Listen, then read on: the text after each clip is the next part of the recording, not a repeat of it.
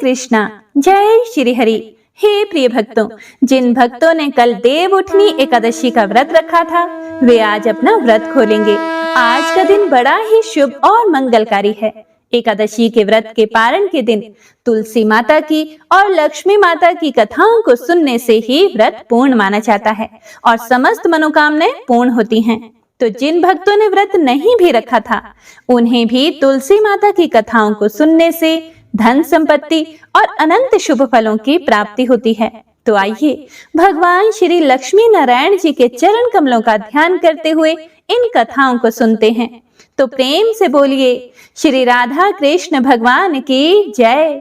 तुलसी महारानी नमो नमो, हरि की पटरानी नमो नमो। जय श्री गणेश।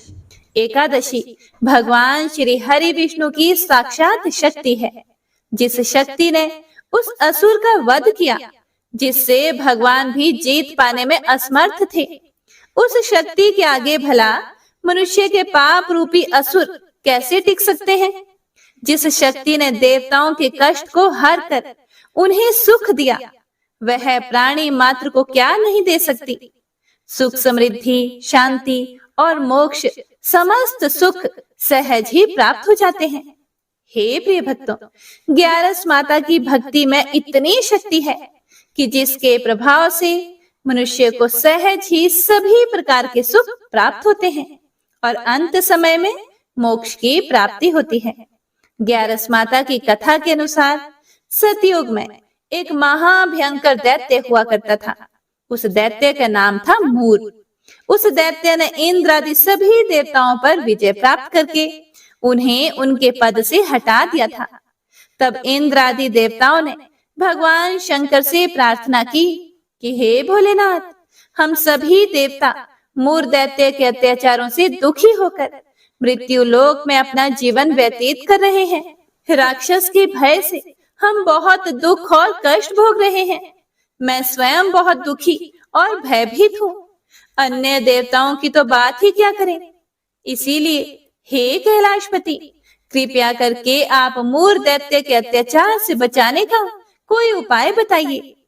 हे प्रिय भक्तों, देवराज इंद्र की प्रार्थना सुनकर भगवान शंकर ने कहा, हे देवेंद्र, आप भगवान श्री हरि विष्णु की शरण में जाइए। मधु कैटभ का संहार करने वाले भगवान श्री हरि विष्णु देवताओं को अवश्य ही इस भय से मुक्त करेंगे। भगवान शंकर के आदेश के अनुसार इंद्र तथा अन्य सभी देवता क्षीर सागर गए, जहां पर भगवान श्री हरि विष्णु शेष शैया पर विराजमान थे। इंद्र सहित सभी देवताओं ने भगवान श्री हरि विष्णु को देखा और उनके सामने उपस्थित होकर उनकी स्तुति करने लगे। देवता कहने लगे, हे तीनों लोकों के स्वामी, आप स्तुति करने योग्य हैं। हम सभी देवताओं का आपको कोटि कोटि प्रणाम है। हे दैत्यों के संहारक, हम आपकी शरण में हैं। आप हमारी रक्षा करें। हे त्रिलोकपति, हम सभी देवता दैत्यों के अत्याचार से भयभीत होकर आपकी शरण में आए हैं। इस समय दैत्यों ने हमें स्वर्ग से निकाल दिया है और हम सभी देवता बड़ी ही दयनीय स्थिति में मृत्यु लोक में घूम रहे हैं। अब आप ही हमारे रक्षक हैं, हमारी रक्षा करें। हे जगन्नाथ, आप हमारी रक्षा करें। देवताओं की करुण पुकार सुनकर भगवान श्री हरि विष्णु बोले, हे देवगणों, वह कौन सा दैत्य है जिसने देवताओं को जीत लिया है। आप सभी देवगण किसके भय से पृथ्वी लोक में भटक रहे हैं। क्या वह दैत्य इतना बलवान है जिसने इंद्र सहित सभी देवताओं को जीत लिया है। तुम निर्भय होकर मुझे सब हाल बताओ। भगवान श्री हरि विष्णु के इन स्नेहमयी वचनों को सुनकर देवेंद्र ने कहा, हे प्रभु, प्राचीन काल में ब्रह्म वंश में उत्पन्न हुआ नाड़ी जंगम नाम का एक असुर था, जिसका मूर नामक एक पुत्र है, जो चंद्रवती नामक नगरी में निवास करता है, जिसने अपने बल से मृत्यु लोक और देवलोक को जीत लिया है और सभी देवताओं को देवलोक से निकालकर अपने दैत्य कुल के असुरों को इंद्र, अग्नि, यम, वरुण और चंद्रमा आदि सभी को लोकपाल बना दिया है।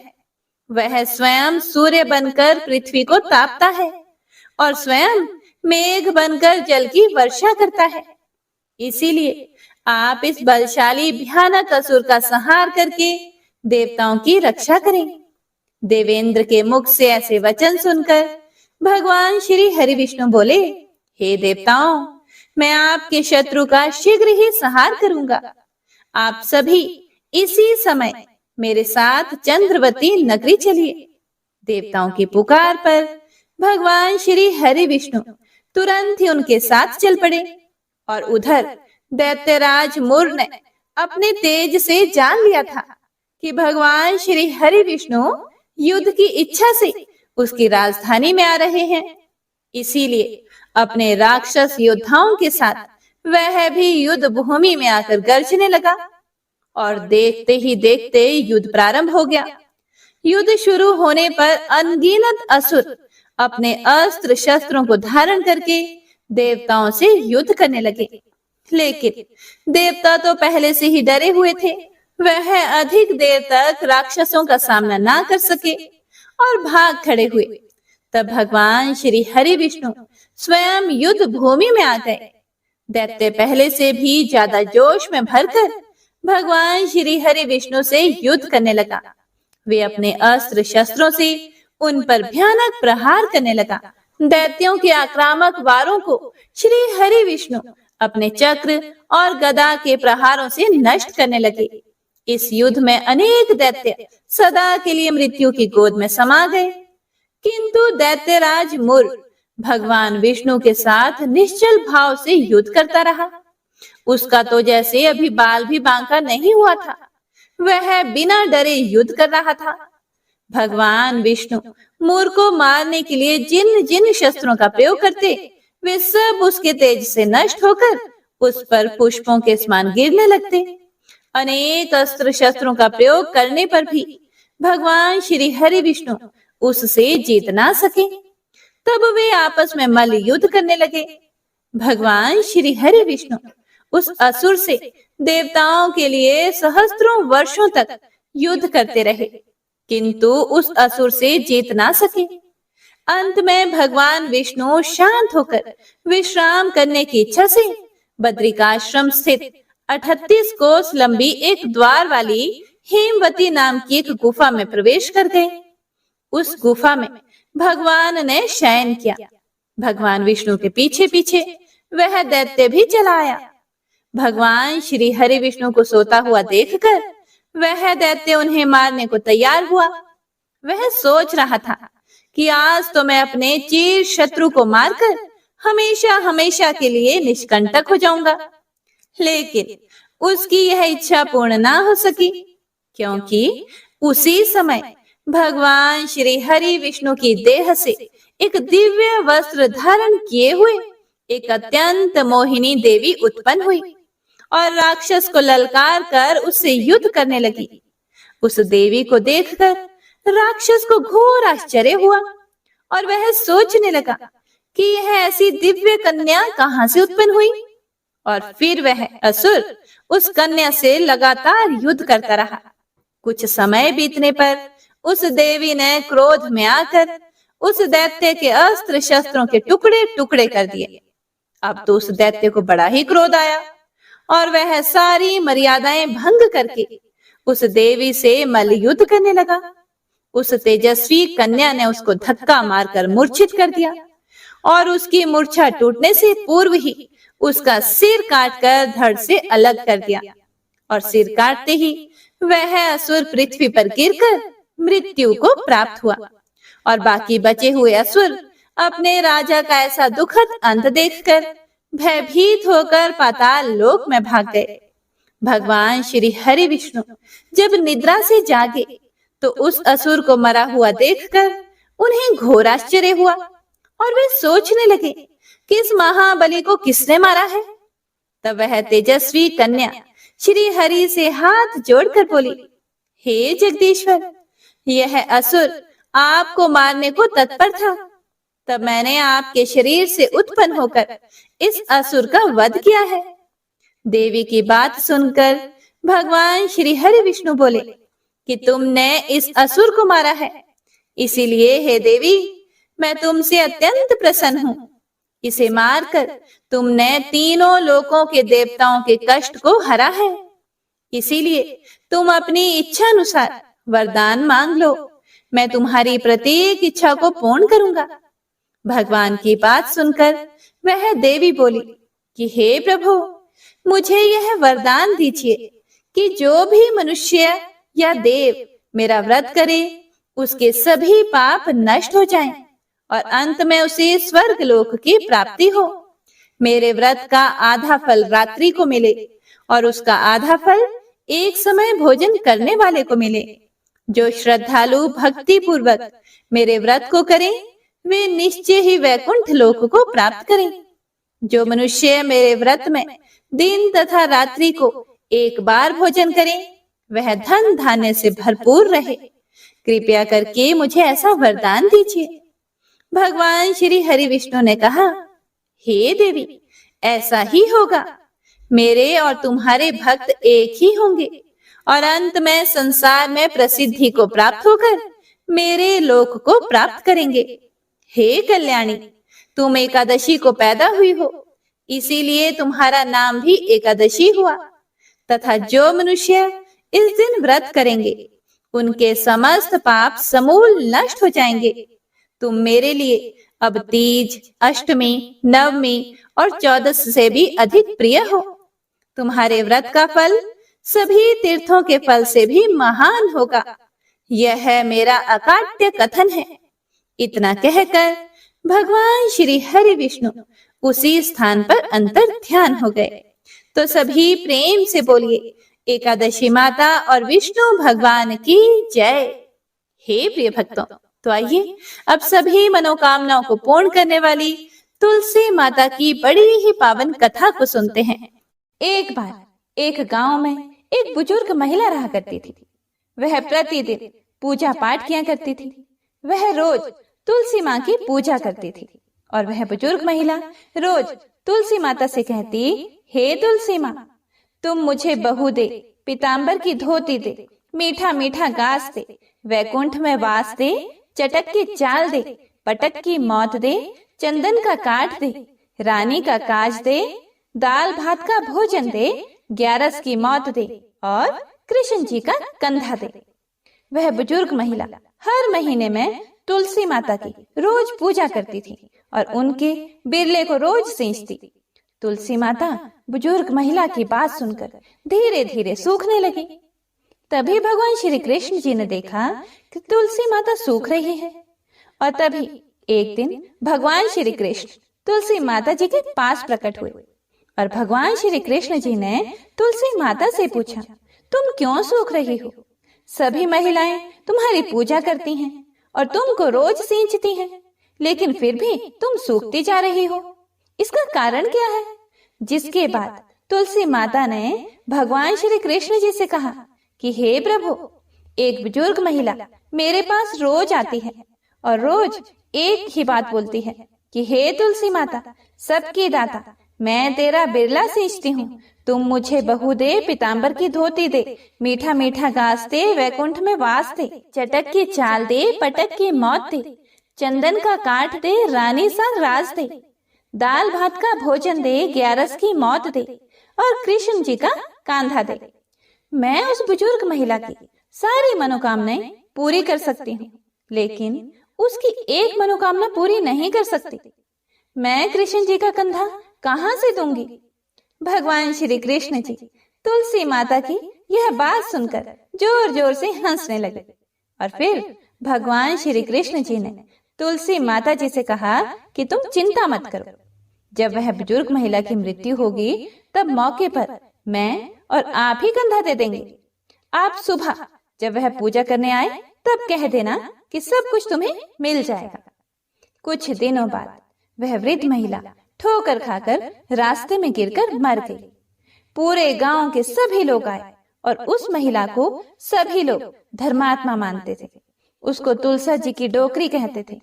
उसके परिवार में कोई भी नहीं था, इसीलिए गांव वालों ने ही उसके अंतिम संस्कार करने की योजना बनाई।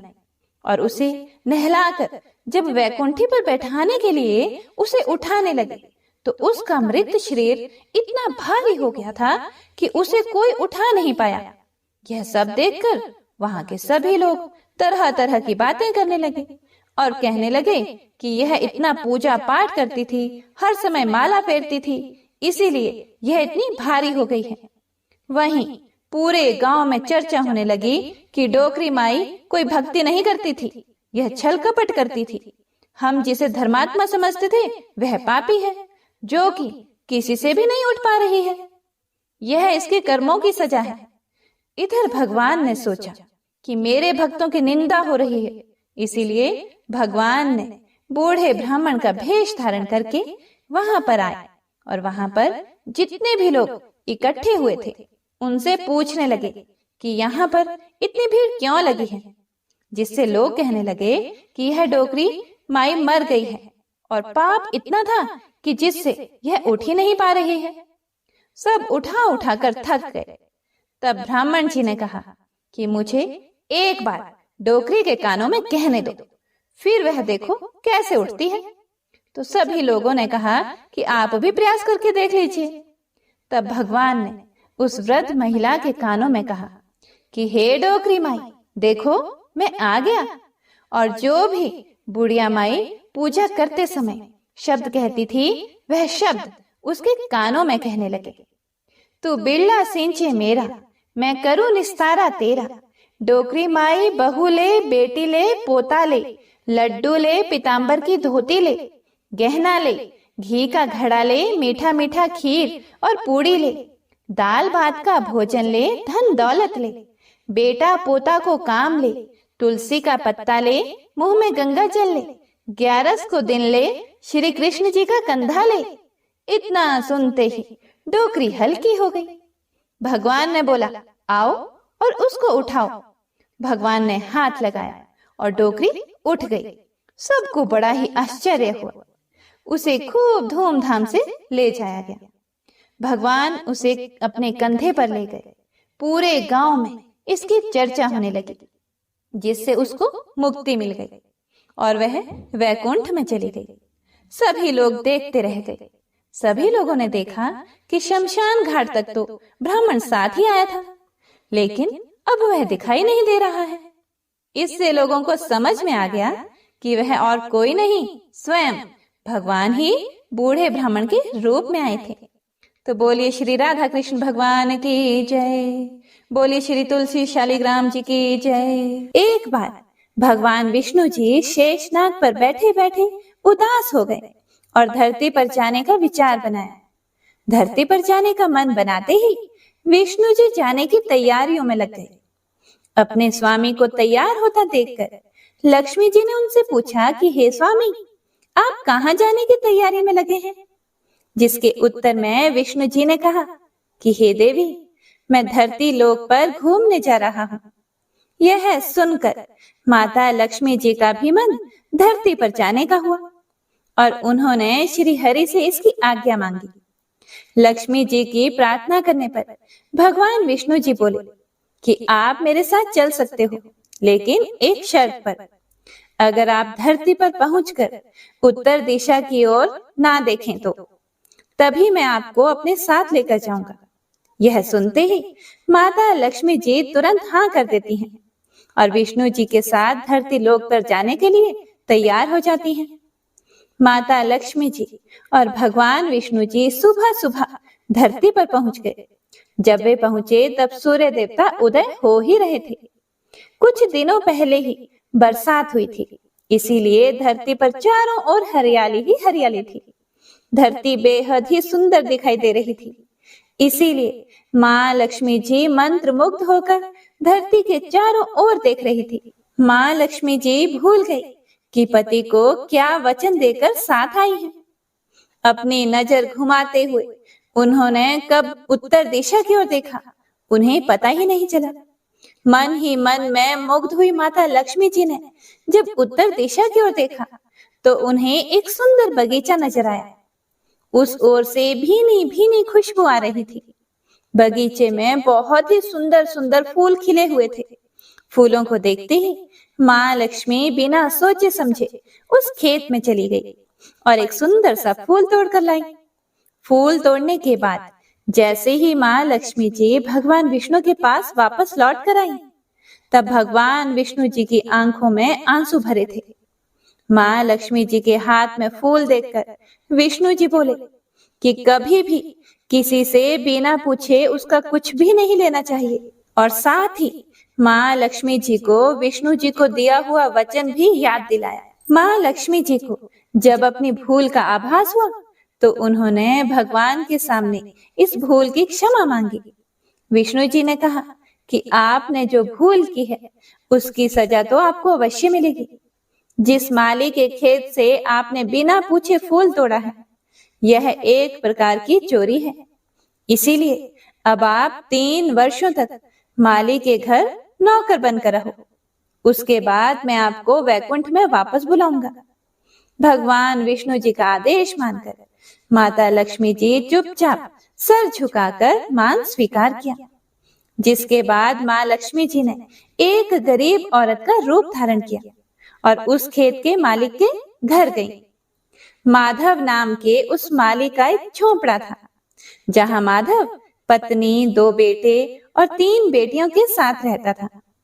माता लक्ष्मी जी जब एक साधारण औरत बनकर माधव के झोंपड़े पर पधारी तो माधव ने पूछा कि बहन आप कौन हो? तब माँ लक्ष्मी ने कहा कि मैं एक गरीब औरत हूँ, मेरी देखभाल करने वाला कोई नहीं, मैंने कई दिनों से खाना भी नहीं खाया, मुझे कोई भी काम दे दो, मैं तुम्हारे घर का काम किया करूंगी और इसके बदले में आप मुझे अपने घर के एक कोने में आसरा दे देना। माधव बहुत ही अच्छे दिल का मालिक था, उसे उन पर दया आ गई, लेकिन उसने कहा बहन मैं तो बहुत ही गरीब हूँ, मेरी कमाई से मेरे घर का खर्च काफी कठिनाई से चलता है, लेकिन अगर मेरी 3 बेटियां हैं उसकी जगह अगर 4 बेटियां होती तो भी मुझे गुजारा करना था। अगर आप मेरी बेटी बनकर और जैसा रूखा सूखा हम खाते हैं उसमें खुश रह सकती हो तो बेटी अंदर आ जाओ। माधव ने माँ लक्ष्मी जी को अपने झोंपड़े में शरण दे दी और माँ लक्ष्मी जी 3 साल तक उस माधव के घर पर नौकरानी बनकर रही। कथा के अनुसार कहा जाता है कि जिस दिन माँ लक्ष्मी जी माधव के घर आई थी, उसके दूसरे दिन ही माधव को फूलों से इतनी आमदनी हुई कि शाम को उसने एक गाय खरीद ली। फिर धीरे धीरे माधव ने जमीन खरीद ली और सबने अच्छे अच्छे कपड़े भी बनवा लिए। कुछ समय बाद माधव ने एक बड़ा पक्का घर भी बनवा लिया। माधव हमेशा सोचता था कि मुझे यह सब इस महिला के आने के बाद ही मिला है, इस बेटी के रूप में मेरी किस्मत आ गई है। एक दिन माधव जब अपने खेतों से काम खत्म करके घर आया तो उसने अपने घर के द्वार पर गहनों से लदी एक देवी स्वरूप औरत को देखा। जब वह पास गया तो उसे आभास हुआ कि यह तो मेरी मुंह बोली चौथी बेटी यानी वही औरत है। कुछ समय के बाद वह समझ गया कि यह देवी कोई और नहीं बल्कि स्वयं माँ लक्ष्मी जी है। यह जानकर माधव बोला कि हे माँ, मुझे क्षमा कर दो, हमने आपसे अनजाने में ही घर और खेत में काम करवाया। हे माँ, यह हमसे कैसा अपराध हो गया, माँ हम सबको माफ कर दो। यह सुनकर माँ लक्ष्मी जी मुस्कुराई और बोली कि हे माधव, तुम तो बहुत ही अच्छे और दयालु व्यक्ति हो, तुमने मुझे अपनी बेटी की तरह रखा, अपने परिवार का सदस्य बनाया। इसके बदले मैं तुम्हें वरदान देती हूँ कि तुम्हारे पास कभी भी खुशियों की और धन की कमी नहीं रहेगी। तुम्हें सारे सुख मिलेंगे जिसके तुम हकदार हो। इसके बाद माँ लक्ष्मी जी अपने स्वामी श्री हरि के द्वारा भेजे रथ में बैठकर वैकुंठ लोक चली गई। हे माँ, मेरी नम्र विनती है कि जैसे माधव पर कृपा दृष्टि रखी वैसी ही कृपा दृष्टि हमारे समाज और देश पर रखना। कथा को सुनने वाले, सुनाने वाले और हुंकारा भरने वाले सभी भक्तजनों पर रखना। तो प्रेम से बोलिए लक्ष्मी नारायण भगवान की जय। आइए अब तुलसी माता की दूसरी कथा का श्रवण करते हैं। इस कथा को सुनने से एकादशी के व्रत का संपूर्ण फल मिल जाता है। तो आइए प्रसन्न चित मन से इस कथा को सुनते हैं। कथा के अनुसार एक कुटुंब में ननंद तथा भाभी साथ में रहते थे। ननंद का विवाह अभी नहीं हुआ था।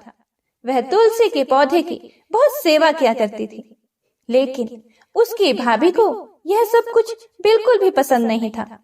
जब कभी भी उसकी भाभी को अत्यधिक गुस्सा आता, तब वह उसे ताना देते हुए कहती कि जब तुम्हारा विवाह होगा तो मैं तुलसी ही बरातियों को खाने को दूंगी और तुम्हारे दहेज में भी तुलसी ही दूंगी। कुछ समय बीत जाने पर ननंद का विवाह पक्का हुआ। विवाह के दिन भाभी ने अपने कहे अनुसार, मतलब जैसा कि वह हमेशा बोला करती थी कि तुम्हारे विवाह में बारातियों को तुलसी ही खाने को दूंगी और दहेज में भी तुलसी ही दूंगी, तो भाभी ने बारातियों के सामने तुलसी का गमला फोड़ दिया और बारातियों को उसे खाने के लिए कहा। तुलसी माता की कृपा से वह फूटा हुआ गमला अनेकों स्वादिष्ट पकवानों में बदल गया। भाभी ने गहनों के नाम पर तुलसी की मंजरी से बने हुए गहने पहना दिए और वे भी सुंदर सोने जवाहरात में बदल गए। भाभी ने वस्त्रों के स्थान पर तुलसी का जनेऊ रख दिया और वह रेशमी तथा सुंदर वस्त्रों में बदल गया। जब ननंद ससुराल पहुंची तो उसके ससुराल में उसके दहेज की बहुत प्रशंसा की गई। जब यह बात भाभी के कानों तक पहुंची तो उसे बड़ा ही आश्चर्य हुआ। उसे अब तुलसी माता की पूजा का महत्व समझ में आया। भाभी की एक लड़की थी। वह अपनी लड़की से कहने लगी कि तुम भी तुलसी की सेवा किया करो, तुम्हें भी बुआ की तरह फल मिलेगा। वह जबरदस्ती अपनी बेटी से तुलसी माता की सेवा करने को कहती, लेकिन लड़की का मन तुलसी सेवा में नहीं लगता था। लड़की के बड़े होने पर उसके विवाह का समय आ गया। तब भाभी सोचती है कि जैसा व्यवहार मैंने अपनी ननंद के साथ किया था, वैसा ही मैं अपनी लड़की के साथ भी करती हूँ, तो यह भी गहनों से लद जाएगी और बारातियों को खाने में पकवान मिलेंगे। ससुराल में इसे भी बहुत इज्जत मिलेगी। यह सोचकर वह बारातियों के सामने तुलसी का गमला फोड़ देती है, लेकिन इस बार गमले की मिट्टी मिट्टी ही रही, मंजरी तथा पत्ते भी अपने रूप में ही रहे, जनेऊ भी अपना रूप नहीं बदलता है। सभी लोगों तथा बारातियों द्वारा भाभी की बुराई की जाती है। लड़की के ससुराल वाले भी लड़की की बुराई करते हैं। भाभी कभी भी ननंद को घर नहीं बुलाती थी। भाई को बहन की याद आती है, तो भाई ने सोचा बहुत समय हो गया, मैं बहन से मिलकर आता हूँ। उसने अपनी पत्नी से कहा और कुछ उपहार बहन के पास ले जाने की बात कही। भाभी ने थैले में ज्वार भरकर दे दिया और कहा और कुछ नहीं है, तुम यही ले जाओ। वह दुखी मन से बहन के पास चल पड़ा। वह सारे रास्ते सोचता रहा कि कोई भाई अपनी बहन के घर ज्वार कैसे ले जा सकता है। यह सोचकर वह एक गौशाला के पास रुका और ज्वार का थैला गाय के सामने पलट दिया। तभी गाय पालने वाले ने कहा कि आप गाय के सामने हीरे मोती तथा सोना क्यों डाल रहे हो? यह देखकर भाई को बड़ा ही आश्चर्य हुआ और उसने सभी हीरे मोती तथा सोना वापस अपने थैले में रख लिया। भाई ने सारी बात अपनी बहन को बताई और बड़ी खुशी खुशी उसने सारे हीरे मोती और जेवर अपनी बहन को दिए। दोनों भाई बहन एक दूसरे को देखकर अत्यंत प्रसन्न हुए। जैसी कृपा माता तुलसी ने ननंद पर की, ऐसी ही कृपा सभी पर करना। बोलिए श्री तुलसी माता शालिग्राम भगवान की जय। बोलिए श्री लक्ष्मी नारायण भगवान की जय। आइए अब तुलसी जी की तीसरी कथा को सुनते हैं। इस कथा को पूरा सुनने से सभी मनोकामनाएं पूर्ण हो जाती हैं। सावर्णी मुनि की पुत्री तुलसी अपूर्व सुंदरी थी। उनकी इच्छा थी कि उनका विवाह भगवान नारायण के साथ हो। इसके लिए उन्होंने नारायण पर्वत की घाटी में स्थित बद्री वन में घोर तपस्या की। दीर्घ काल तक तपस्या के उपरांत ब्रह्मा जी ने प्रसन्न होकर दर्शन दिए और वर मांगने को कहा। तुलसी जी ने कहा, हे सृष्टिकर्ता, हे ब्रह्मदेव, आप अंतर्यामी हैं, सबकी मन की बात जानते हैं। फिर भी मैं अपनी इच्छा आपसे बताती हूँ। मैं चाहती हूँ कि भगवान श्री नारायण मुझे पति रूप में मिले। ब्रह्मा जी ने कहा, तुम्हारा अभीष्ट तुम्हें अवश्य मिलेगा। अपने पूर्व जन्म में किसी अपराध के कारण तुम्हें श्राप मिला है। इसी प्रकार भगवान श्री नारायण के एक पार्षद को भी दानव कुल में जन्म लेने का श्राप मिला है। दानव कुल में जन्म लेने के बाद भी उसमें नारायण का अंश विद्यमान रहेगा। इसीलिए इस जन्म में पूर्व जन्म के पाप के शमन के लिए संपूर्ण नारायण तो नहीं मिलेंगे, लेकिन नारायण के अंश से युक्त दानव कुल में जन्मे उस शापग्रस्त पार्षद से तुम्हारा विवाह होगा। शाप मुक्त होने पर भगवान श्री नारायण सदा सर्वदा के लिए तुम्हारे पति हो जाएंगे। तुलसी जी ने ब्रह्मा के इस वर को स्वीकार किया, क्योंकि मानव कुल में जन्म के कारण उस मायावी भोग को तो भोगना ही था। तुलसी जी बद्री वन में ही रहने लगी। नारायण का वह पार्षद दानव कुल में जलंधर के नाम से पैदा हुआ था। कुछ दिनों बाद वह भ्रमण करता हुआ बद्री वन में आया। यहाँ तुलसी को देखते ही वह उस पर मंत्र मुग्ध हो गया और तुलसी के सामने उसने अपने विवाह का प्रस्ताव रखा। उसने तुलसी जी से विवाह करने की इच्छा प्रकट की। इतने में ही महाब्रह्मा जी भी वहां आ गए और तुलसी जी से कहा, तुलसी, जलंधर को देखो, कैसा देवोपम उसका स्वरूप है। दानव कुल में जन्म लेने के बाद भी लगता है जैसे इसके शरीर में नारायण का वास हो। तुम प्रस्ताव को सहर्ष स्वीकार कर लो। तुलसी को भी लगा कि उसकी तपस्या पूर्ण हुई, उसे इच्छित फल मिला है। जलंधर के साथ उसका गंधर्व विवाह हो गया और वह जलंधर के साथ उसके महल में पत्नी बनकर आ गई। जलंधर ने अपनी परम सुंदरी सती साध्वी पत्नी तुलसी के साथ बहुत दिनों तक राज्य किया। उसने अपने राज्य का इतना विस्तार किया कि देवलोक तक उसके अधिकार में आ गया। स्वर्ग का सुख भोगने वाले देवताओं की दशा भिखारियों जैसी हो गई। जलंधर किसी को कष्ट नहीं देता था, पर अधिकार और राज्य छिन जाने से सारे देवता मिलकर ब्रह्मा, विष्णु और शिव जी की सभा में गए तथा अपनी विपत्ति सुनाई। ब्रह्मा जी ने कहा, तुलसी परम साध्वी है, उसका विवाह जलंधर से मैंने ही कराया था। जलंधर को तब तक नहीं हराया जा सकता या मारा जा सकता जब तक तुलसी को ना छला जाए। विष्णु जी ने कहा, जलंधर पूर्व जन्म में मेरा पार्षद था। श्राप के कारण उसे दैत्य कुल में जन्म लेना पड़ा। इस जन्म में भी मेरा अंश उसमें व्याप्त है। साथ ही तुलसी के पतिव्रत धर्म से वह अजय है।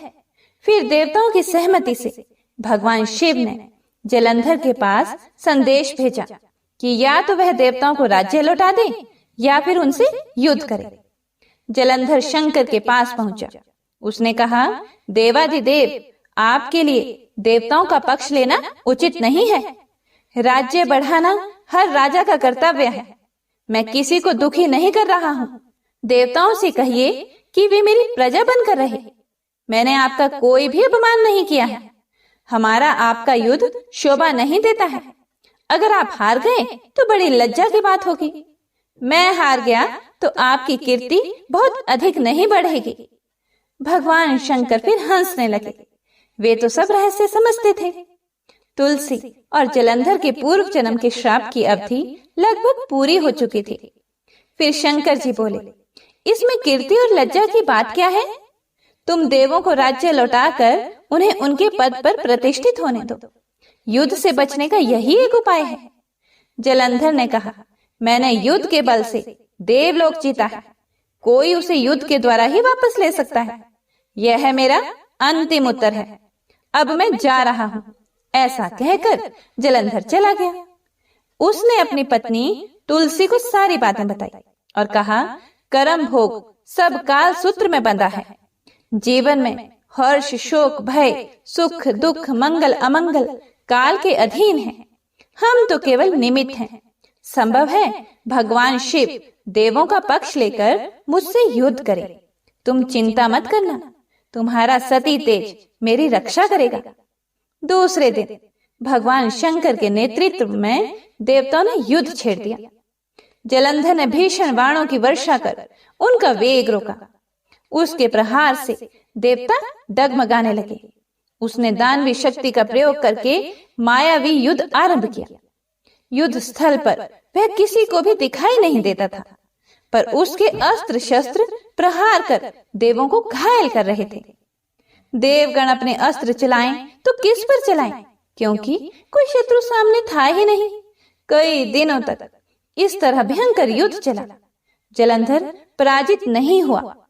तब शिव जी ने विष्णु से कहा, विष्णु कुछ तो उपाय करो, अन्यथा मेरा तो सारा यश मिट्टी में मिल जाएगा। विष्णु जी ने सोचा, बल से तो जलंधर को हराया नहीं जा सकता, इसीलिए छल का सहारा लेना ही पड़ेगा। उन्होंने तुरंत अपना स्वरूप जलंधर जैसा बनाया और अस्त्र शस्त्र से सुसज्जित हो तुलसी जी के पास पहुंच गए। बोले, प्रिय, मैं युद्ध जीत गया। सारे देवता भगवान शंकर समेत हार गए। इस खुशी में आओ, मैं तुम्हें अपने अंग से लगा लूं। पति को प्रत्यक्ष खड़ा देखकर तथा विजय का समाचार सुनकर वह दौड़कर मायावी जलंधर के गले से लिपट गई। इस प्रकार पति पत्नी दोनों ने आलिंगन होकर खूब खुशी मनाई। पर पुरुष के साथ इस प्रकार के व्यवहार से उसका सती तेज नष्ट हो गया। उसका सती तेज जो जलंधर की कवच के रूप में रक्षा कर रहा था, वह कवच नष्ट हो गया। जलंधर शक्तिहीन हो गया। यह जानते ही भगवान शंकर ने अपने त्रिशूल से प्रहार किया। त्रिशूल के लगते ही जलंधर जलकर भस्म हो गया। जलंधर के मरने को जानकर विष्णु अपने असली रूप में आ गए। सामने अपने पति जलंधर के स्थान पर भगवान विष्णु को खड़ा देखकर तुलसी बहुत विस्मित हुई। उसको पता लग गया कि स्वयं नारायण ने उसके साथ छल किया है। क्रोध में आकर तुलसी जी ने श्राप दिया, एक सती स्त्री का स्तित्व भंग करने के अपराध में तुम हृदयहीन पत्थर हो जाओ। विष्णु जी ने तुलसी के श्राप को शिरोधार्य कर कहा, देवी, तुम्हारे तथा जलंधर के कल्याण के लिए मुझे ऐसा करना पड़ा। तुम दोनों को श्राप मुक्त करना था। तुम भी अब अपना शरीर त्याग कर तुलसी बिरवा के रूप में जन्म लोगी और मेरी पूजा तुलसी दल से होगी। मैं शालिग्राम पत्थर बनूंगा। मेरे शीश पर तुम आदर से विराजमान होंगी। तुम्हारे पति की हड्डियों के चूर्ण से शंख की उत्पत्ति होगी। उस शंख ध्वनि से देवताओं तथा मेरी पूजा आराधना होगी। जहाँ शंख ध्वनि होगी वहाँ मंगलमय मैं विराजमान रहूंगा।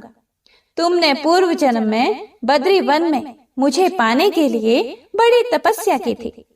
अब अगले जन्म में मैं नारायण प्रस्तर के रूप में बद्रीनाथ वन में स्थापित होऊंगा और मेरी पूजा अर्चना फल फूल से ना होकर तुम्हारी तुलसी दल से होगी। मेरे शीश पर विराजमान होकर तुम मुझसे भी ऊंचा पद प्राप्त करोगे। बोलिए श्री लक्ष्मी नारायण भगवान की जय। श्री तुलसी महारानी करो विनय सिर नाए, जो मम हो संकट विकट दीजे मात नशाए। नमो नमो तुलसी महारानी, महिमा मित न जाए बखानी। दियो विष्णु तुमको सन्माना, जग में छाय सुअश्य महाना। विष्णु प्रिया जय जयति भवानी, तिहु लोक की हो सुख खानी। भगवत पूजा कर जो कोई, बिना तुम्हारे सफल न होए। जिन घर तव नहीं होए निवासा, उस पर करी विष्णु नहीं बासा। करे सदा जो तव नित सुमिरन, ते ही के काज होए सब पूरन। कार्तिक मास महात्म तुम्हारा, ताको जानत सब संसारा। तब पूजन जो करे कुंवारे, पावे सुंदर वर सुकुमारे। करे जो पूजन नित्य प्रति नारी, सुख संपत्ति से होए सुखारी। वृद्धा नारी करे जो पूजन, मिले भक्ति होवे पुलकित मन। श्रद्धा से पूजे जो कोई, भवनिधि से तर जावे सोई। कथा भागवत यज्ञ करावे, तुम बिन नहीं सफलता पावे। छायो तब प्रताप जग भारी, ध्यावत तुम ही सकल चित धारी। तुम ही मात यंत्रन तंत्रन में, सकल काज सिद्धि होवे क्षण में। औषधि रूप आप हो माता, सब जग में तव यश विख्याता। देव ऋषि मुनियो तपधारी, करत सदा तव जय जयकारी। वेद पुरातन तव यश गाया, महिमा गम पार नहीं पाया। नमो नमो जय जय सुख करनी, नमो नमो जय दुख निवारणी। नमो नमो सुख संपत्ति देनी, नमो नमो अघ काटन छेनी। नमो नमो भक्तन दुख हरनी, नमो नमो दुष्टन मद छेनी। नमो नमो भव पार उतारनी, नमो नमो परलोक सुधारनी। नमो नमो निज भक्त उबारनी, नमो नमो जन काज संवारनी। नमो नमो जय कुमति निशावनी, नमो नमो सब सुख उपजावनी। जयति जयति जय तुलसी माई, ध्याऊं तुमको शीश नवाई। निज जन जानी मोहि अपनाओ, बिगड़े कारज आप बनाओ। करूं विनय में मात तुम्हारी, पूर्ण आशा करहूं हमारी। शरण चरण कर जोरे मनाऊं, निश दिन तेरे ही गुण गाऊं। करहूं माता बमो पर दाया, निर्मल होए सकल मम काया। मांगू मात ये बर दीजे, सकल मनोरथ पूर्ण कीजे। जानू नहीं कुछ नेम आचारा, क्षमहु मात अपराध हमारा। 12 मास करे जो पूजा, ता सम जग में और न दूजा। प्रथम ही गंगा जल मंगवावे, फिर सुंदर स्नान करावे। चंदन अक्षत पुष्प चढ़ावे, धूप दीप नैवेद्य लगावे। करे आचमन गंगा जल से, ध्यान करे हृदय निर्मल से। पाठ करे फिर चालीसा की, स्तुति करे मात तुलसा की। यह विधि पूजा करे हमेशा, ताके तन नहीं रहे कलेशा। करे मास कार्तिक का साधन, सोवे नित्य पवित्र हुए जाहि। है यह कथा महासुखदाई, पढ़े सुने सो भव तर जाए। तुलसी मैया तुम कल्याणी, तुम्हारी महिमा सब जग जानी। भावना तुझे मानित नित ध्यावे, गागा कर्मा तुझे रिझावे। यह श्री तुलसी चालीसा, पाठ करे जो कोई। गोविंद सो फल पावही, जो मन इच्छा होए। तुलसी चालीसा संपूर्ण। उम्मीद करती हूँ आपको वीडियो अच्छी लगी होगी। अच्छी लगी हो तो इसे ज़्यादा से ज़्यादा शेयर कीजिएगा, और अगर आप चैनल पर नए हैं तो चैनल को सब्सक्राइब जरूर कीजिएगा। धन्यवाद। आपका मंगल हो।